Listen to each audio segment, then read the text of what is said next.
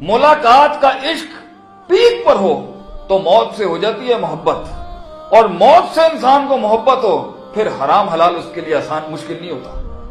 मगर जिसे हो जाए बहन की बीमारी, and he hates death and he hates meeting Allah, तो उसके लिए अल्लाह कुरान में फरमाते हैं इस्ताईनु बिस्सब्र वस्सलाह, मदद तलब कर किससे? नमाज से। व इन्नहा लकबीरतुन इल्ला अलल खाशिईन, जिसमें अल्लाह से मिलने का तड़प नहीं, वो नमाज तो दूर की बात है, वो कमर भी नहीं उठा सकता अल्लाह की खातिर, ये बहुत भारी हो जाती है। इसलिए तो आज हमारी नमाजें देख लें, वो जो उसमें खारिश, खुजली, वुजू नहीं होना, प्रॉपर नहीं, टाइम नहीं लगाना, अचमनी हो रही है, बेचैनी हो रही है, कुरान चलता है, उल्टियां शुरू हो जाती हैं लोगों को, ये क्यों है?